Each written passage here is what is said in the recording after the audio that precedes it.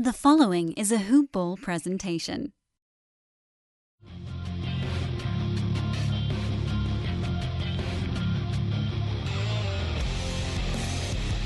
Welcome to the Fantasy NBA Today podcast. Get ready for a weird one, folks, but a fun one. We're going to have a blast on today's podcast. Welcome to Fantasy NBA Today. I am Dan Besbris. It is Mailbag Wednesday, and we are thrilled to be joined with a mailbag guest. A lot of the times I do these mailbag shows when I don't have a guest, but we're doing a tandem today. We're riding a tandem bicycle while we do a podcast, too. It's really adorable. He is the former co-host of Fantasy NBA Today, an old buddy, Vince Miracle at VM Center on Twitter. I would say good morning, but I honestly don't know what time of day it is for you. It's morning. It's kind of morning. And if we're doing this tandem bike thing, can you pedal? I'm the only one pedaling right now. Nah, man, I got weak legs. I have chicken legs. I can do something when it requires like any small measure of upper body strength, but I have the legs of a 12-year-old. It's really it's pathetic. Can you at least open this jar of pickles? Can you at least do that for me? Yeah, I want to be a pickle jar hero. I'll be the pickle jar hero. I'm all about that. Hey, we were talking about shows before coming on air. I figure we can actually open with a little goofiness here on the pod because you and I enjoy a little catch-up. We're going to be getting into the mailbag stuff just momentarily. Vince, you were telling me a couple things I got to watch. Oh, yeah. So, for all of you in couples out there, or any of you guys that want to feel like crying, check out This Is Us. It's a great show. I didn't tell you that before we went on air, but my wife watches that. I've seen bits and pieces. It just seems like needless tear jerking, though. No, I don't want to just sit and cry all the time. I do that anyway. I'm gonna tell you this right now, Dan. I am in love with that show, and mainly just due to the fact that if you watch that show, anything that can go wrong will go wrong, and somehow they find a way out of it, and it makes your heart feel so much better. Is that the one where everybody's been waiting to see how the dad dies for a really long time? Spoiler alert! They already told us. Oh, it happened now. Yeah, I'm. And spoiler alert! I'm about to tell you, he basically killed himself by staying in that fire, trying to be a superhero to save a dog. I can legitimately say I have no idea what you're talking about, but I'm guessing some people out there do. And I'm sorry if you haven't seen that episode. It's a great episode. Don't get me wrong. But, I mean, he did it to himself. He literally went back inside for the dog, who he probably could have ran through exited, got some fresh air, then ran inside because he exited the front door. That means the dog was in the living room when he was barking. You could have jumped down with the kids and went to go get him. Sorry, there's that one. Also, for a fan entertaining show, watch Daredevil Season 3. That's a great one. Just started House of Cards Season 6. No more Kevin Spacey. Haven't finished it yet, but I just started the very first episode, and the entire time it told me that he was dead. But then at the very end, it said that he's not someone that would really just go away. So I want to know what they actually did with Kevin Spacey since Kevin Spacey went through that little thing. I didn't know what happened. My wife and I, we were watching that show, and then there was the whole Kevin Spacey sexually assaulting everybody thing that came out, and then he became Herbert. Yeah. Yeah, he went full Herbert. He was waiting for his newspaper, and then the show went away, and I don't know. I lost track of where we were in this thing, so I think we got to go back and play a little catch up. I was told on the real Big Three, which is what we're calling that show over at the ITL with Bogman and Jonas Nader, that I need to watch Adam Sandler's new stand-up on Netflix. So that's on my homework list as well. I was told it's actually pretty good. You don't got to. That thing was horrible. No, interesting. Okay, so I got conflicting reports. How do you feel about John Mulaney? I think John Mulaney is hilarious. Okay, I agree on John that. John Mulaney's funny. I think he every time I listen to him, I feel like I'm listening to a podcast though. Yeah, a little bit. Even when he's telling a joke, he just has that type of voice that's gonna talk to you like this. Because I'm John Mulaney. So then, Big Mouth. Are you a Big Mouth guy?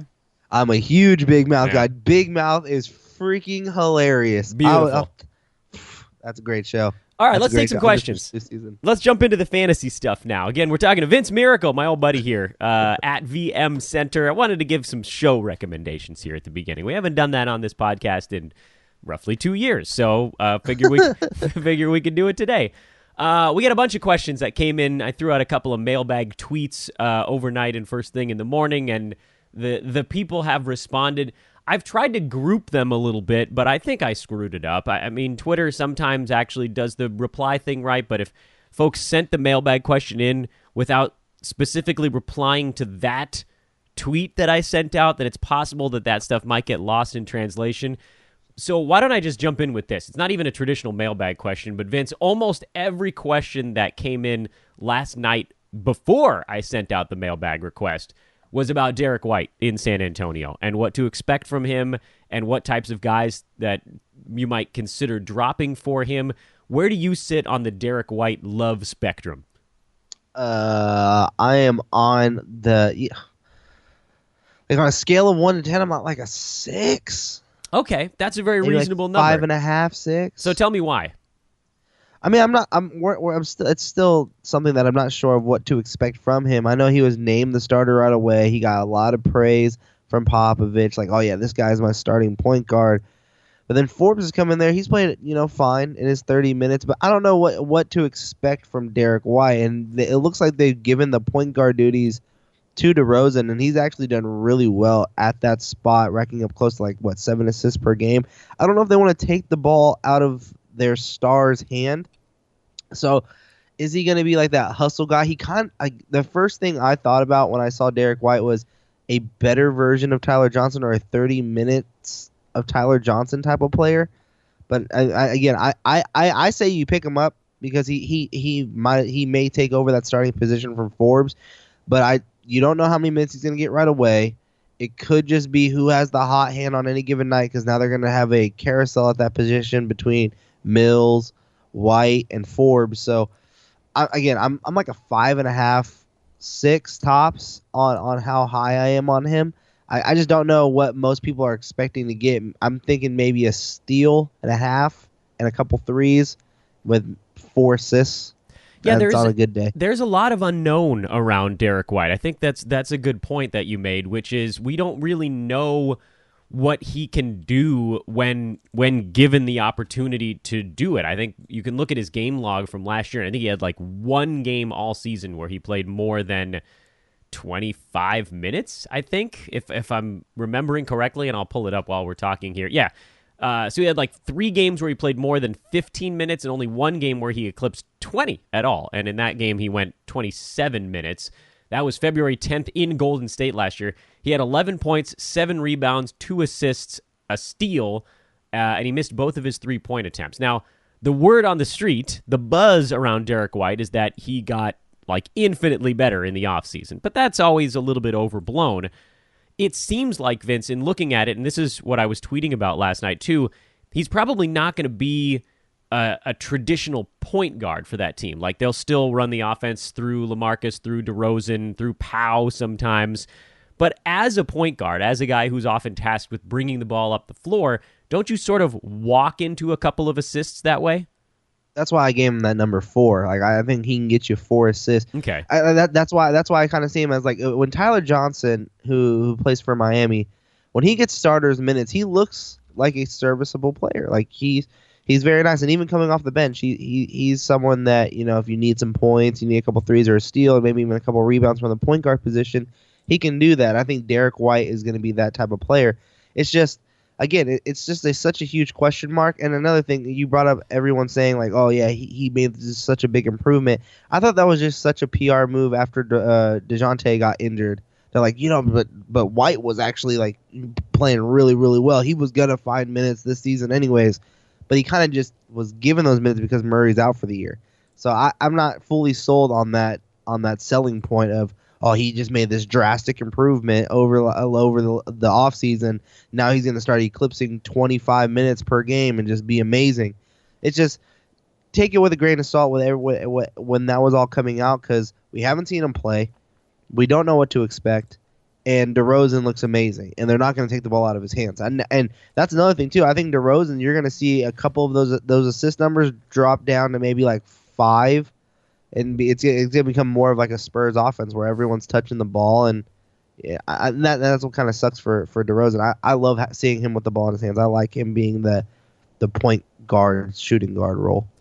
So let's play a little game here with Derrick White, because I actually kind of want to figure this thing out myself. And the game is, Derrick White versus.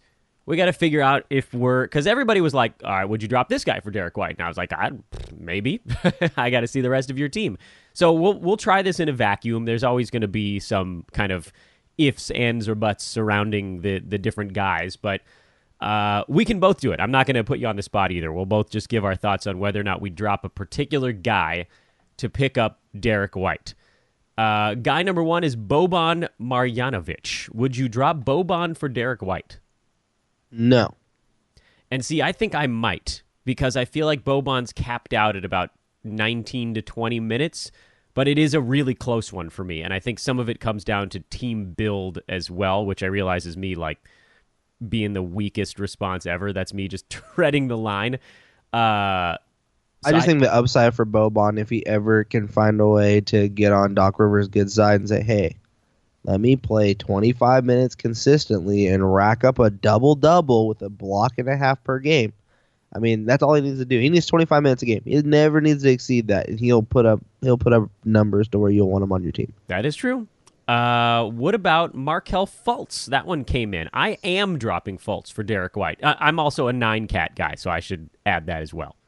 I am dropping Fultz, I think. I mean, off the top, I'm dropping Fultz. I'm not a huge fan of Fultz's game right now. Yeah, I'm with you on that one. And I don't think he makes sense in Philly. So I'm gonna go with you. I think I'm gonna drop Fultz too. Yeah, we agree on that one. Shelvin Mack. Yes, I'm dropping him for Derrick White. I mean, of course. He's been playing well though. Shelvin's been like a top 50 guy the last week. Yeah, sell high. If you can get a top 50 player back, a real top 50 player back in return, you let me know. They have a guy, Mike Conley, over there. If he goes down with the injury, then we'll talk. Joe Harris in Brooklyn. I am dropping him for Derrick White. I don't know. They love Joe Harris out there in Brooklyn. They are playing that man like he's a superstar, like 34 minutes a game right now. This is ridiculous. I don't know. He racks up threes. I'm not dropping him yet. I want to see what Derrick White can do. He's going to continue to get the minutes, and they're not giving Rondé Hollis-Jefferson the run yet. So I'm going to ride that out. If I have that time to figure out what Derrick White is, I'm gonna continue riding Joe Harris. So I like Joe Harris. He was a guy that I talked about in July on this podcast as, kind of like a sneaky play because they re-signed him, and it seemed like some of their old guys were going to be out or diminished roles. And then they brought in Napier, and then Russell and Dinwiddie and LeVert are all healthy, and so it seemed like there might be not enough room there. Now, he's carved out a nice start to the season on the shoulders of an insane 55% shooting from the field and from downtown. And so for me, yes, I'm with you. You can ride that out, but that's going to come back quite a bit. And he's a very good shooter. But I'll take the chance. I'll take the chance that White just goes crazy. Because threes are pretty easy to come by this year. That's sort of my reasoning on that one. Let's see. Who's next on this list of Derrick White versus? I got so many of these last night, and I'm trying to sift through them. Derrick White. Oh, here. This is the stash. This is the just coming back versus just coming back stash. We talked about him last week, Vince. Derrick White versus Bogdan. Bogdanovic? Yeah. Oh, that's such a tough one. Right? Because they're both coming back. They're both going to have to ramp up. But who gets higher at the end? Bogdanovic is probably coming back on. If I had to guess, if I had to make a prediction, he's coming back on Friday. I think I like Bogdan more, for whatever that's worth. I like the tempo the Kings play at. Yeah, I just don't know what his usage is going to be at, and I think Bogdanovic is going to have a pretty high usage, and that's why. I was going to save this for later when we talked about it, because I saw one of the questions was about Fox and Bogey and Buddy. I think Fox's usage goes down. I think this is the perfect time to sell high on him because of Bogdanovic. But Derrick White, I'm going to go with Bogdanovic slightly over. Yeah, I'm with you on that one. I'm going slightly. I'm going Bogdan. I love that the team wants to score 140 points and the Spurs want to score 105. And for me, that's like the entire difference for me on that one. What about Tyreek Evans versus Derrick White? I can't believe I'm saying this, but I think I'm going Derrick White. I'm going Derrick White. Yeah. Tyreek Evans is not doing nothing out there in Indiana. He should have just stayed in Memphis. He looked good out there. I have one for you. Yeah. Derrick White or PJ Tucker? Oh, PJ. I'm all PJ. 9-cat. for sure. 8-cat, I think maybe you go Derrick White, but I'm such a Tucker file. I'm a Tucker. Tucker's putting up like top 50 value right now. Yeah, it's amazing, and people don't even realize it because he's the opposite of Flash, but he's at 0.6 turnovers, 2 steals, almost a block a game this year, which is weird. 6 rebounds. I mean, he's just been quietly punching along, like making threes and doing stuff. I love it. I have he and Danny Green on one of my teams, and that club's probably going to win turnovers and steals and threes. It's just like you just wander right into that kind of value. Yeah, I'm all PJ Tucker. What about you on that one? I think PJ Tucker's numbers are going to start dropping down a little bit. I mean, he's at almost 2 steals per game, and I don't think he's ever averaged that in his entire career. The 40% shooting isn't looking good. I mean, he's knocking down 2 threes, but he's not that great of a shooter, so I think that comes down to like maybe 1.5. I mean, I'm probably going to go with White, honestly. Well, you may be right. Way. The only thing about PJ that makes me like him so much is that he's playing 35 minutes, and they sort of have to. I think that's going to drop too. I really think that's going to start dropping too. I think that's going to come down to 32 minutes, drop down like 3 to 4 minutes, so 31 to 32 minutes.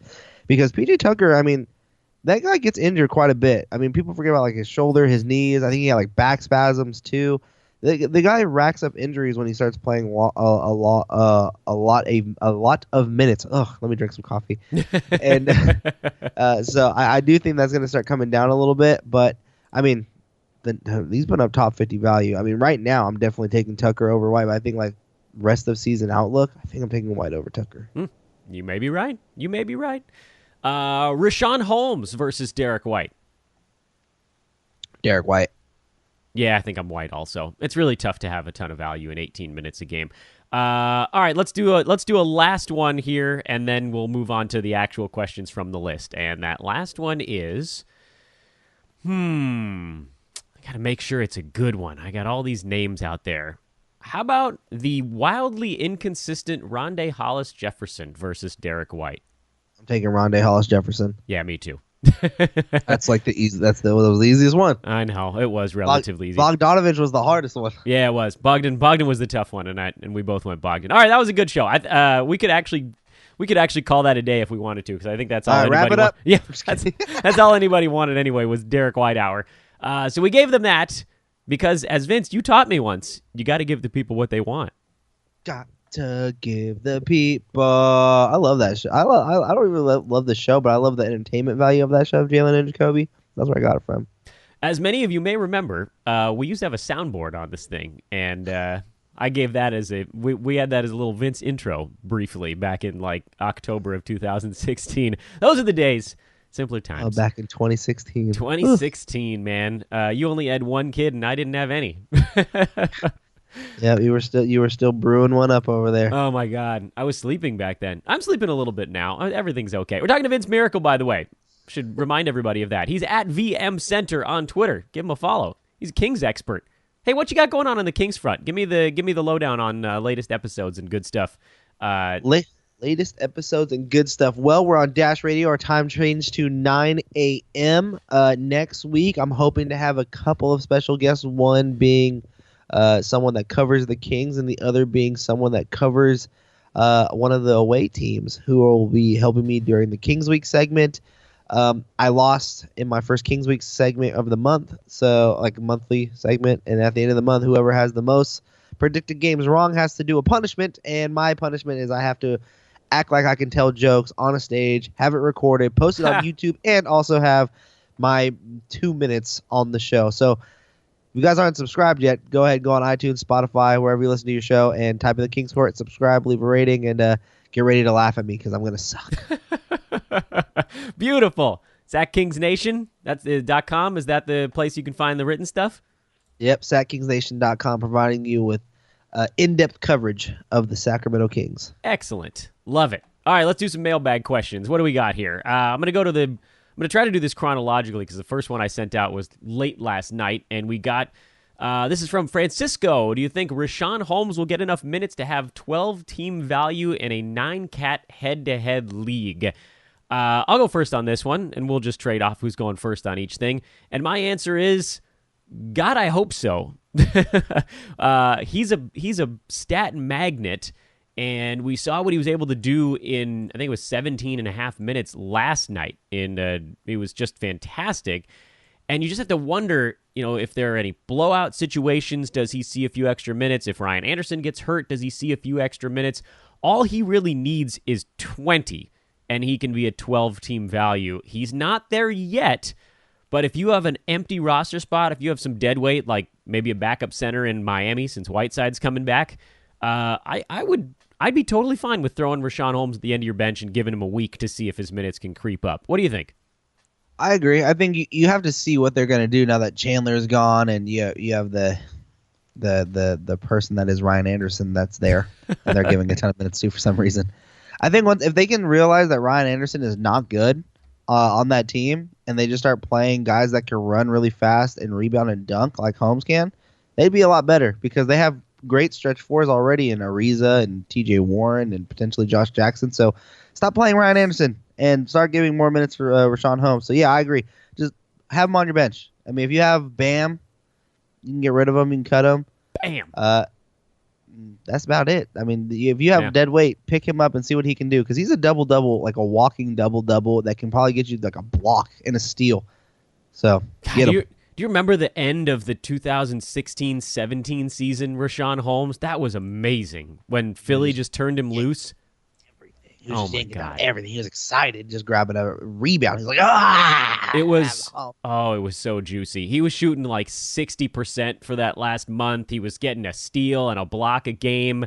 He was everywhere. You're right. He was even hit a couple of 3-pointers in that stretch. He had a game in there of like, I'm going to pull it up while we're talking. I think it was like 25 and 15 with 5 assists or something. It was just this crazy game. I mean, he's a guy, like we said, if he can get to 20 minutes, he can put up 12-team value. It's never going to be the flashy stuff, but for someone like me, too, that loves the PJ Tucker types, you give this dude 20 minutes, he can give you 10 and 6 with a block and a half and maybe even a 3-pointer if they let him shoot from out there. So, yeah, I think it's worth taking a shot on him. Next question. Thoughts on Bogdan this season? We've already talked about that. You saw this question, I think, Vince. Will he affect Buddy Hield and De'Aaron Fox? I will let you wax poetic on this one because you know the Kings. Yes, he will. Yes, he will have an impact on both of them. I think Hield, not so much. I think what they're going to try and do is they're going to try and let Fox become a slasher and get the ball out of his hands a little bit. I'm really curious on what role they're going to keep Buddy at. Is Buddy going to stay the starter, or is he going to become the team 6-man again and have Bogdanovich start at the 3 and then just stagger minutes there where Bogdanovich can run the point off the bench with like Farrell or Frank Mason? I think Bogdanovich is going to be a ball handler. That's what they're going to do. They're going to make Bogdanovich the point guard or point guard-esque player that's on the floor with Fox or with whoever's at point guard, and he's going to play with Hield a lot. So, yeah, he's going to make it. He's going to be taking the ball out of their hands a little bit. Is it going to be a big impact? I think it's a bigger impact for Fox than it is for Buddy. So I'd sell high on Fox right now. But, yeah, he's going to have an impact on them. How big, I'm not quite sure because I don't know what role they're going to put him at, and I don't know what role they're going to move Buddy to. Next question comes from the next tweet. This is where a lot of them came in, so I'll try my best to siphon them off here as we get started. I guess it's my turn to go first.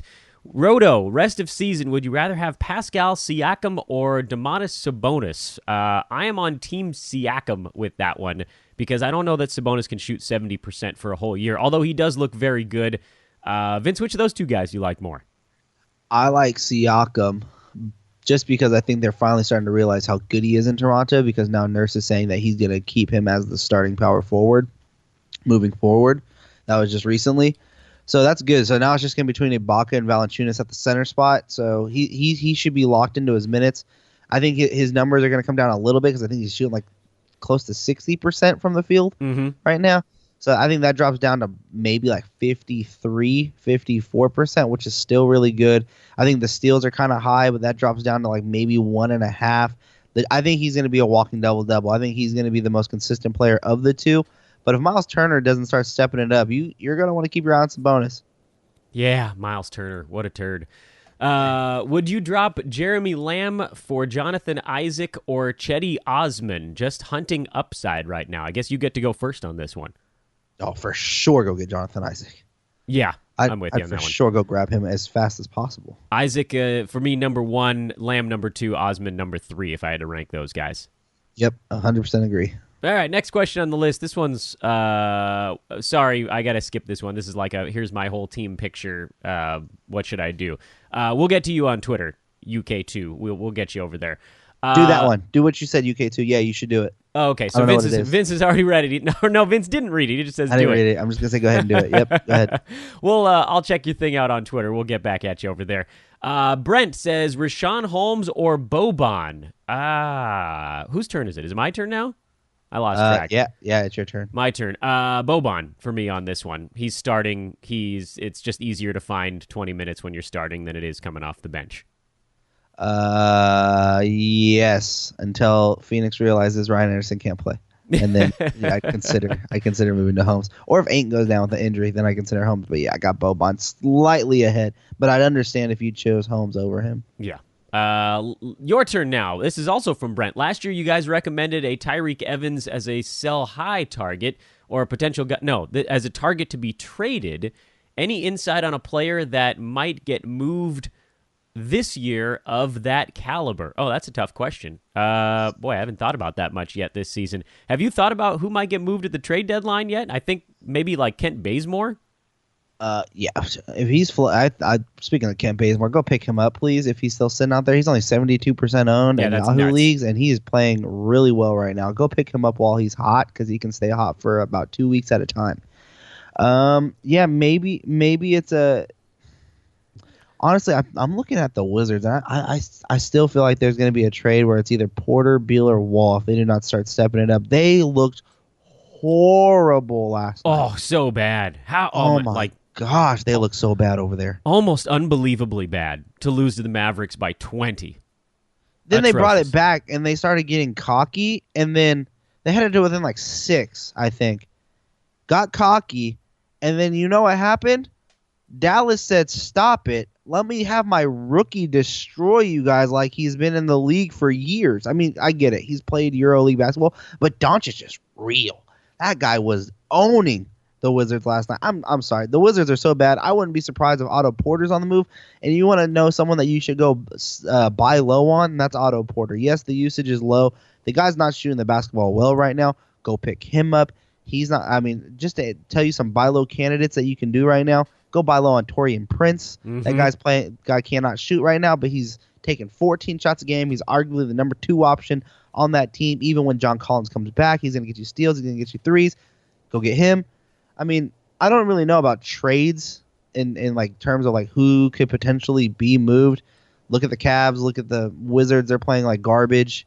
And then also look out for the Lakers. You never know. Good point. J-Ball says, morning, please discuss how great DeAndre Ayton is and your expectations from him in his rookie year. I guess I got to go first on this one. Well, since I was asked to say how great he is, the answer is pretty great. He's inside the top 40 right now. He's number 36 in 9-cat, 16, 11, 3, just under a steal, just under a block a game. It feels like, for me, you might see the assists come back to earth a tiny bit.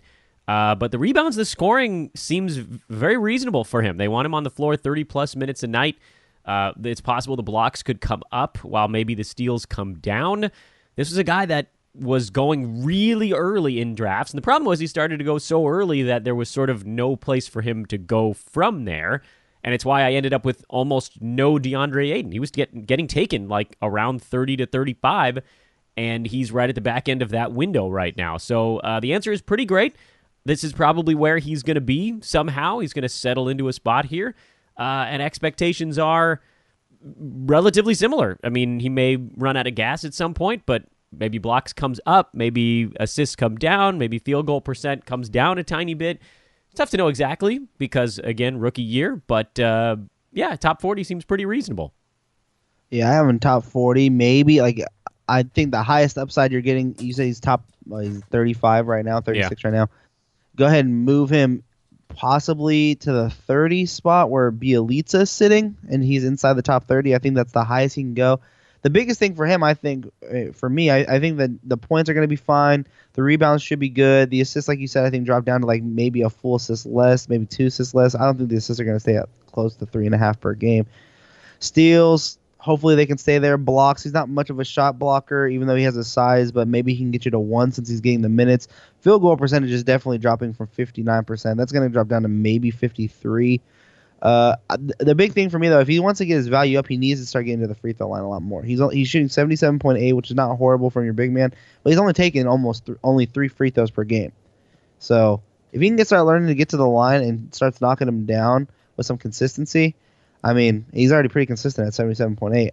I can start seeing him moving up into the top 30, but this is probably where he's sitting for the rest of the season, is in that top 40, top 30 range. Mm-hmm. And yeah, he's pretty damn good. This is from Corbin. Thoughts on some Hornets, specifically Miles Bridges, Kemba Walker, Tony Parker, and James Borrego's coaching style. It's a lot of questions there. We can probably eliminate Kemba Walker because he's just been really good.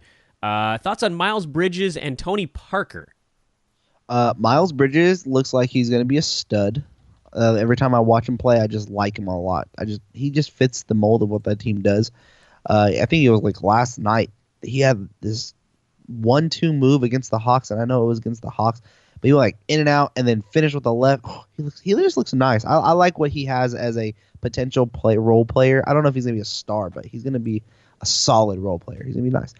Tony Parker, I mean, what more do you want from an old Tony Parker? He's good. He's good. He's a great backup.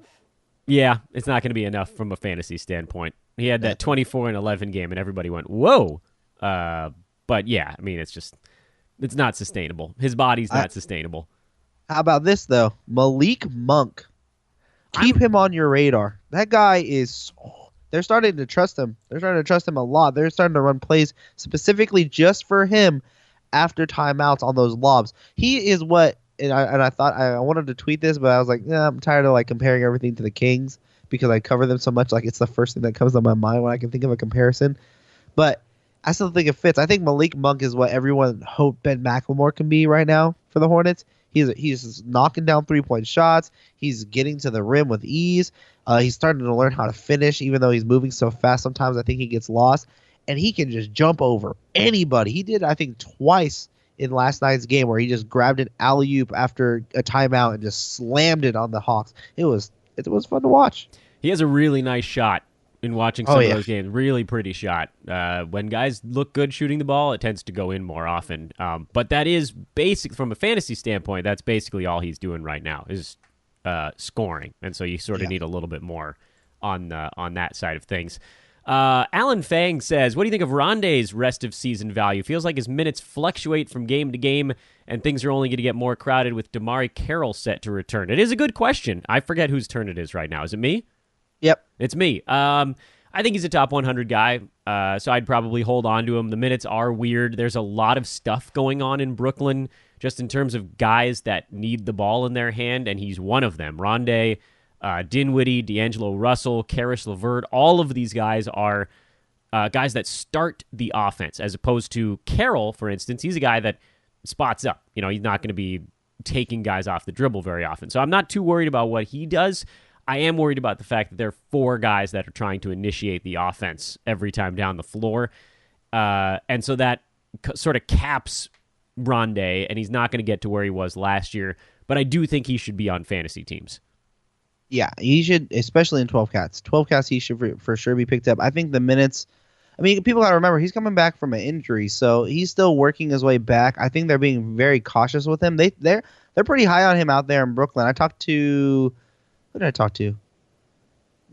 I believe it was, I don't remember who I talked to about him, but he lives out there in Brooklyn, and he's not even a Nets like coverage person, but he has to cover them because he's right there next to them, so he knows everything about them. He says that the Nets are super high on Rondé Hollis-Jefferson, where they consider him a franchise piece, where they see that they can go along with him. And I think the reason why is just because of his defense. And you brought up Damari Carroll in the question. Damari Carroll, I don't think is going to have a true impact on him just because Damari Carroll plays at the 3 and Hollis-Jefferson mainly plays at the 4. The rebounding numbers are going to be fine. I think it's mostly the defensive stats. If you're looking for a guy that can get you a steal and a half per game with also a block. I think that's what you're going for. He's more of like a Siakam type of player, but just not with the field goal percentage. And I don't think I just don't see him grabbing as many boards as Siakam either. Top 100 for sure.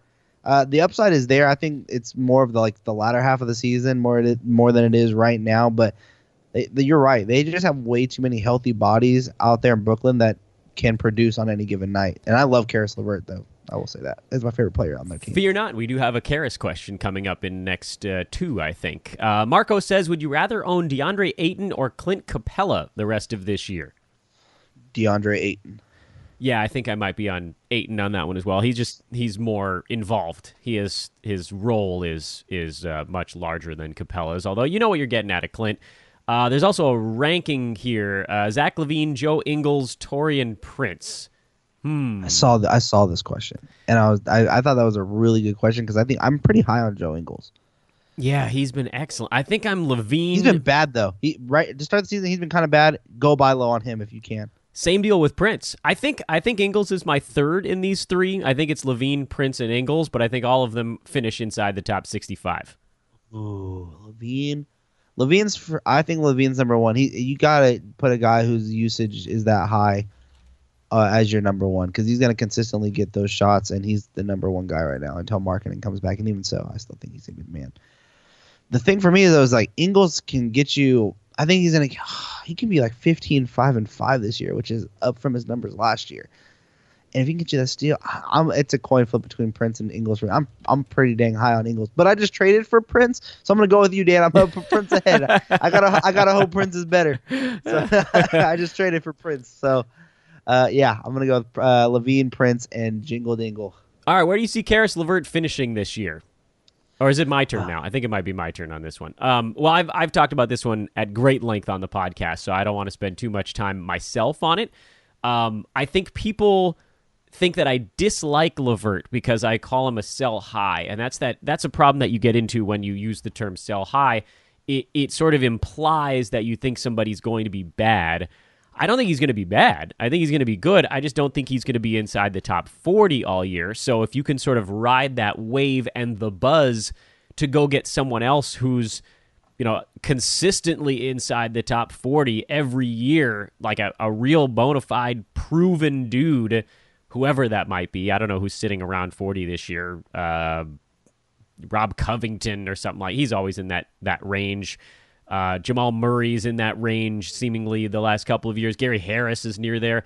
So these are guys I'm like, look, if you can get those dudes for LeVert, I say do it, but he's probably still going to be a guy that's inside the top 60, top 65.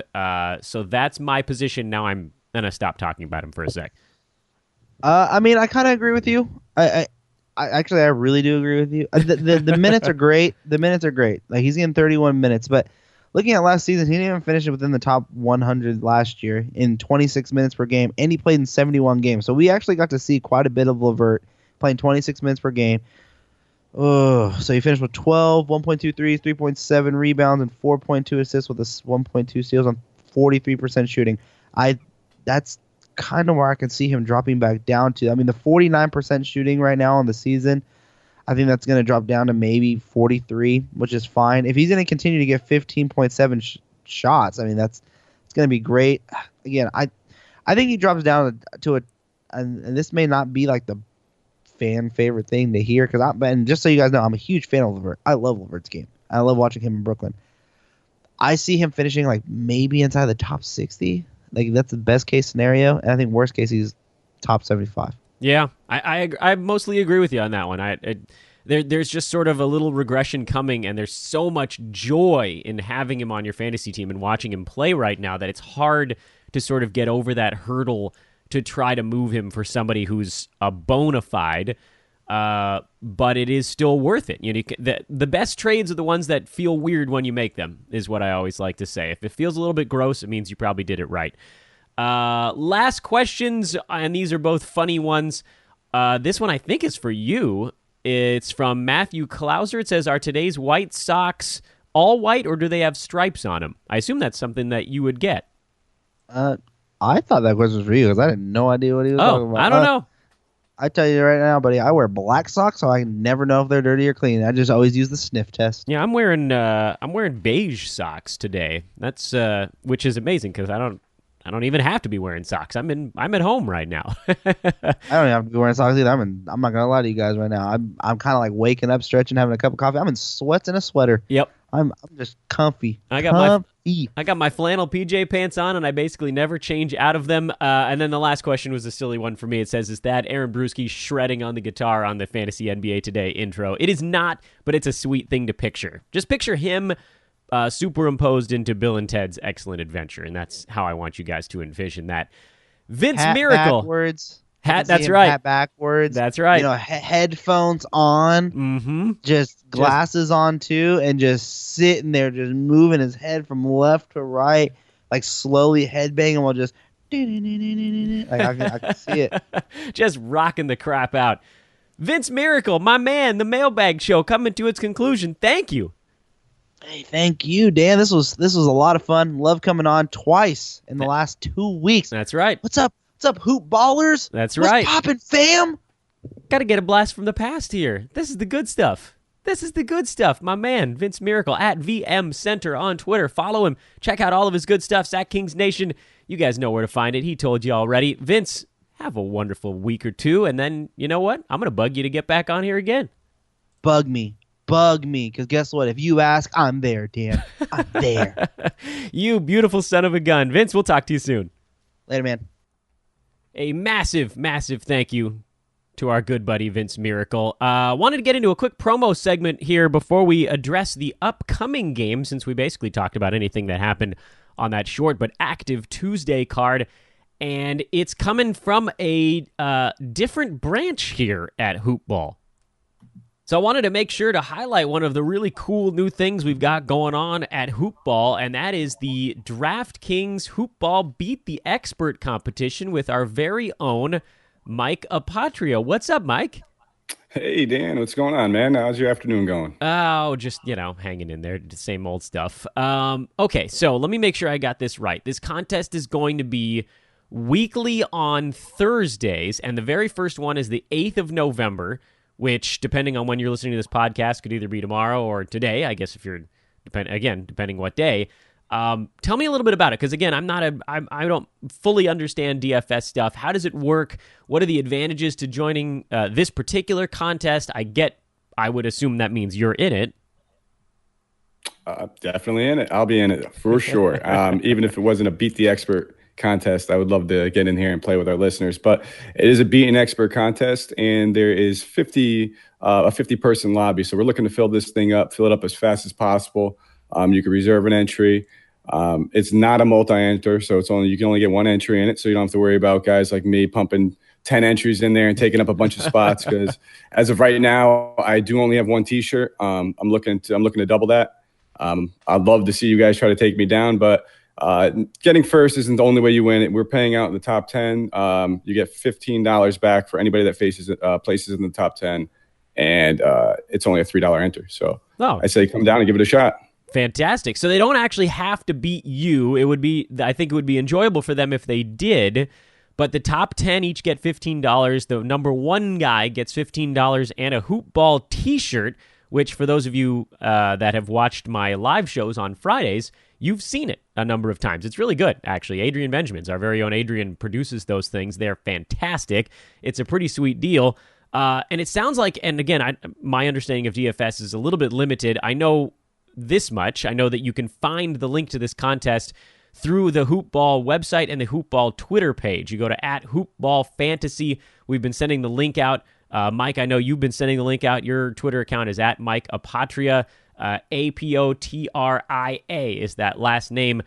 It sounds to me like, well, how does this differ from a regular contest? Is the payout usually not that great? This sounds better to me. Well, it depends. I mean, there's multiple types of contests you can enter. We talked about it a little bit in a previous podcast where there's your 50-50 and your big tournaments. But the difference between this contest is, you're playing me. I mean, I'm in a bunch of them, but it's a much smaller field. And you kind of, at the end of the day, you'll get to see how I constructed my lineup. If you're kind of new to the game and you don't really understand how exactly the salary works and how to construct maybe a 2-center lineup and things of that nature, and what a big lineup or a big slate might look like, you'll get a better understanding following the day. Even if you lose, you're kind of still winning. You mean you're paying $3, but you also might get to see how an expert, I guess I'm flattered that you guys call me that, does it. And to me, that alone could be worth the money. And you get to join this great community over here at Hoop Ball. This is something we're looking to run weekly. And maybe if you don't take it down this week, you know who you're playing next week, because we're trying to get the same guys in it week in and week out. I got to admit, I'm tempted, and I don't even know what I'm doing. For premium subscribers, by the way, Mike is also going to be chatting on Wednesday in the late morning Pacific time about DFS stuff. So if that hasn't already passed by, you should check that out as well. Mike, looking forward to DraftKings Beat the Expert podcast number 1 coming up on Thursday, November the 8th. Good luck to you. Thank you, and good luck to you and anybody else who wants to come in here and take a stab at it. Do your research, because maybe I'll talk a little bit that day, but I might keep a little bit of the information, because I do want that second T-shirt real bad. That's right. We got to get Mike his second T-shirt. We got to get you guys your first T-shirt. Again, it is the Hoop Ball Beat the Expert DraftKings promo. It's Thursday, November 8th, and weekly on Thursdays. You can, however, reserve your entry ahead of time. Again, it's a $3 room. Top 10 slots pay $15 a piece. 50 people max, so it's actually, by all accounts, a relatively easy win. Nothing's an easy win, but it's an easier win than some things out there. It's going to be a lot of fun. Go get the link. I'll make sure to retweet it as well if you already follow me at Dan Besbris. Again, you can follow at Mike Apotria, at Hoopball Fantasy. It's going out through all of those channels. Join us. It's going to be a blast. Mike, once more, thanks again. Thanks for having me, and good luck. Hope to see you in there.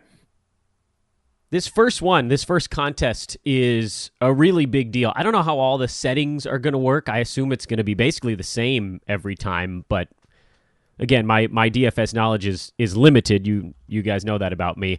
Mike is an awesome dude. He's going to be hosting this great contest. You guys definitely need to check it out. And again, only 50 slots, 50.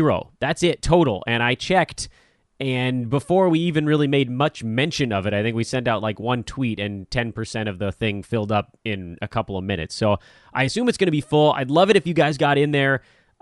Show your mettle, man. I'm sure some of you guys play DFS. It's, again, a $3 entry, which is very low, and the top 10 out of 50 pay $15. So you can quintuple your money. Do you get the 3 back and the 15? I don't know. Either way, you can increase your 3 to 15, I think is how it works, by just picking a pretty good lineup. And of course, Mike is going to be in the Hoop Ball forums both today and tomorrow, answering questions about DFS cards. He'll answer questions tomorrow about a DFS card, and you guys might be competing against him in that league. And of course, you heard the number 1 guy gets a Hoop Ball t-shirt as well. Quickly here, I want to go through what's coming up on today's card, because it is happening, and there's a lot of it happening, and I don't want to ignore it in what's turning into a really long podcast. But I've been told by you guys, you like the long ones, so whatever. 10 games coming up tonight. Detroit, 2.5-point road favorites in Orlando. Magic have actually been playing a little bit better the last couple of days. But Detroit got embarrassed in their last one, so I don't think I want anything to do with that. Cleveland, a 6.5-point underdog at home. Presumably Russell Westbrook will be out of this ball game. They were actually competitive in their last one, really soiled themselves down the stretch in that loss to the Orlando Magic game. They probably should have won. I give them a decent shot to hang in there, so ever so slight lean to the Cleveland side. New York, 2-point road favorites at Atlanta. Of course, Atlanta on a back-to-back. Sounds like Taurean Prince will be back for this ball game. It also sounds like Tim Hardaway Jr. is going to be back over on that New York side. It also sounds like Kevin Knox is going to be getting a little bit more of a green light in this one after playing just 5 minutes as he works himself back into shape coming off the big ankle situation. Miami, 2-point home favorites over the San Antonio Spurs. It's a weird one. Derrick White probably not going to play a ton his first game back, so don't get too excited about that, and don't panic if the game is not very strong. It also sounds like Hassan Whiteside is back. I don't know if that's a good or a bad thing for Miami at this point, but he's probably going to play.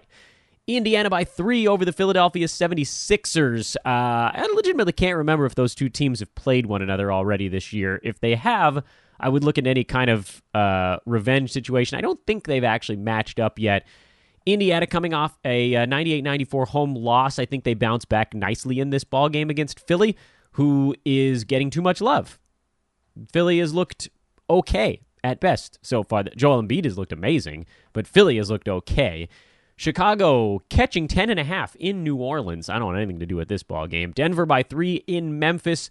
Nuggets are good, man. They're a legitimately good team. Utah by 9.5. Dallas flying up into the mountains after a late win over the Wizards last night. I would certainly look at Utah. I know it's a big number, but Dallas is going to be winded.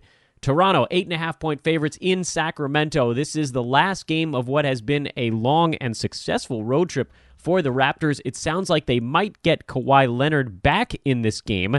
Toronto winning in Phoenix, in LA, and in Utah. This one is a weird one. I would leave it alone. The last game of a road trip tends to be kind of a weird situation, and what I'd rather do is fade them when they come back home on the 10th. So we're going to look ahead to that ball game. And Minnesota in Los Angeles, Lakers looking for a little bit of revenge over the Timberwolves. Lakers are only favored by 6 in this game after they were favored by 2 in Minnesota. So there's actually a little bit of value coming back to the Los Angeles side, coming off that really embarrassing loss to the Toronto Raptors.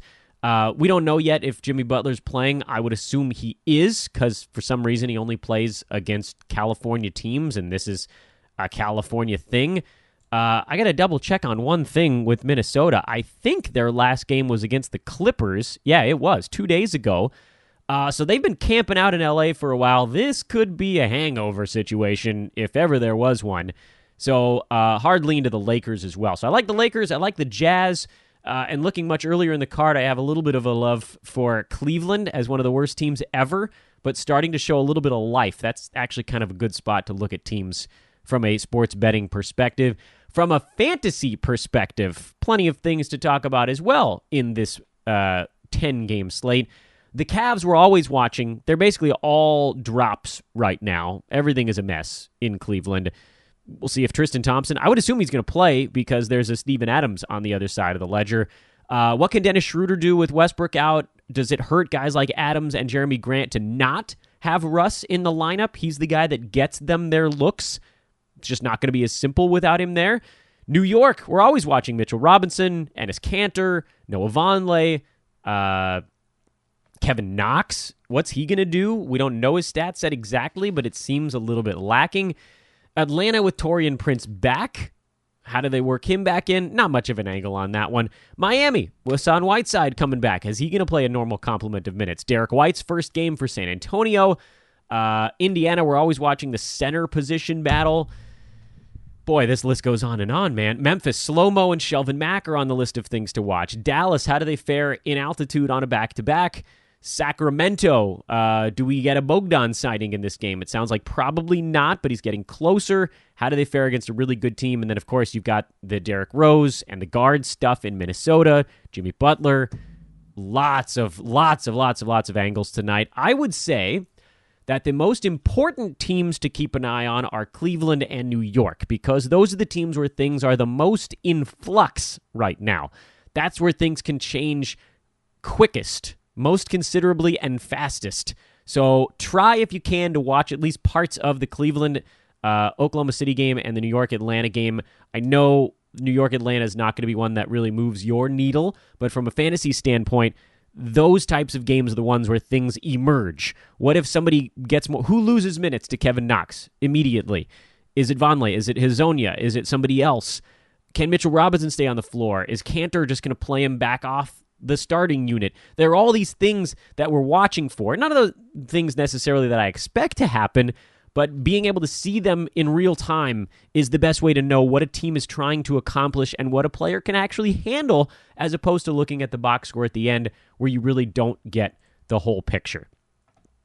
Long podcast today. Thank you for bearing with me, guys. I am at Dan Besbris. Please follow me at VM Center, at Mike Apotria, at Hoopball Tweets, and at Hoopball Fantasy. We got a lot of names on this one. We got a lot of stuff going on. And please do join that DraftKings Beat the Pro situation. That is what we're pushing hard today and tomorrow. It would mean the world to us if you got in there.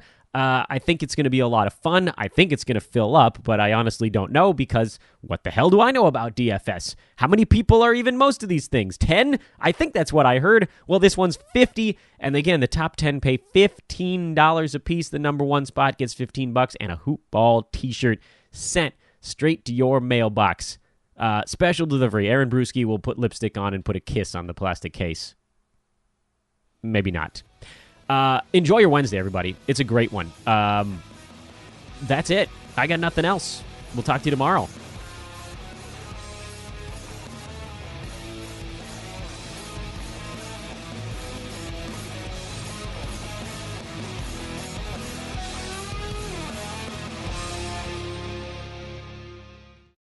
This has been a Hoop Ball presentation.